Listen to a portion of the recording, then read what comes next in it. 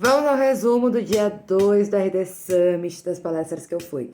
Ao contrário de ontem, no qual se falou muito de automatização de vendas e aplicação de inteligência para a área de vendas e essa união de marketing mais a área comercial, no dia de hoje, muitos dos conteúdos e das trilhas estavam voltados, ou pelo menos as trilhas que eu fui, estavam voltadas para a produção de conteúdo e para a estratégia de conteúdo.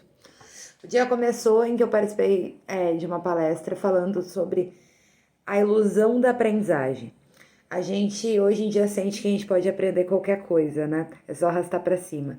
A gente tem vários cursos na internet disponíveis, só 4% deles são concluídos.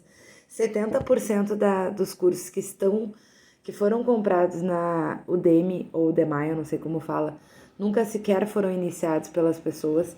Então a gente vive numa época em que a gente está sempre achando que pode aprender uma próxima coisa, mas a gente nem sempre chega até uma etapa em que esse conhecimento sai do teórico, vai para um conhecimento mais prático e a gente efetivamente solidifica. Então, no artigo, né, tem mais detalhes sobre cada uma dessas palestras, mas esse primeiro trouxe muito a importância da gente entender a diferença do aprendizado just in case, que é quando eu aprendo alguma coisa caso eu venha precisar usar, e o aprendizado just in time, que é quando eu aprendo muito baseado no contexto. Os problemas, eles são melhores resolvidos contextualmente, né? Por exemplo, pensamento analítico não é algo que você constrói analisando Excel, é algo que você constrói estando com um problema na mão e tendo que ouvir várias pessoas ou vários dados para chegar a uma conclusão. Então, o contexto sempre vai nos ensinar, a prática sempre vai nos ensinar mais do que a teoria. Depois eu fui para uma palestra com o diretor de CRM da RD Station, que também é o diretor de expansão internacional, em que ele mostrou a jornada dos times de venda dentro da empresa e como os produtos da RD conseguem se encaixar, e apresentou a metodologia PIS, acho que é assim que fala, que é uma metodologia que foi desenvolvida dentro da RD nos últimos 2 anos e que tem curso de graça ensinando.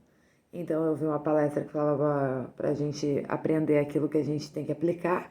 E aí depois fui pra outra palestra que eu saí querendo fazer um curso. Pega a confusão aí, mas é isso mesmo. Depois a gente teve a palestra sobre estratégia de conteúdo de milhões com a Camila Renault. Foi quase 1 hora em que ela desdobrou conosco as grandes dificuldades e o que é importante a gente observar na hora de construir uma estratégia de conteúdo para o nosso cliente. Construir uma estratégia de conteúdo que efetivamente entregue valor e que não seja só uma estratégia de conteúdo basicona que todo mundo faz.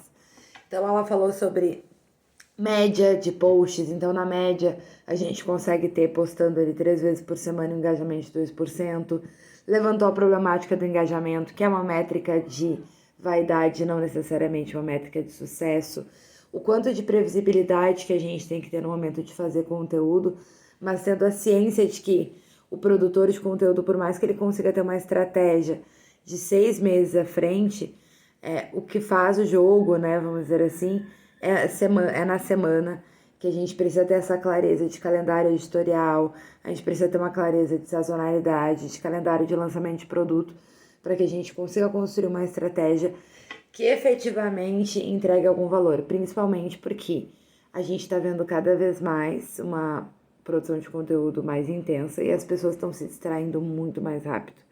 Então a gente precisa conseguir se diferenciar com isso. E ela insistiu que a gente tem que parar de ter medo da repetição. E aí me pegou, né? Porque eu morro de medo de ser repetitiva. Que a gente tem que repetir mesmo, porque essa é uma chave que faz a gente conseguir passar a nossa mensagem e fazer ela ficar na cabeça de quem consome o nosso conteúdo. E por fim, para fechar o dia, a gente teve um keynote com a Bianca Andrade, ou a Bianca Rosa, ou a Boca Rosa, ou a mãe do Guruco, que é o Guduco da mãe dele. Depende de onde você conheceu ela, você vai chamar ela de alguma coisa.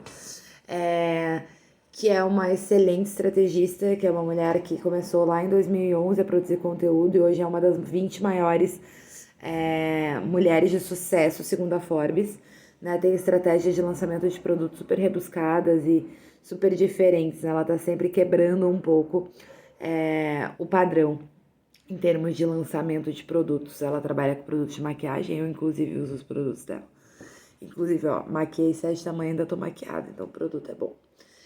Então foi super bacana conhecer um pouco da história de vida dela, um pouco de como ela foi quebrando essas pequenas barreiras, mas ao mesmo tempo sempre sendo muito original na produção de conteúdo no lançamento das marcas.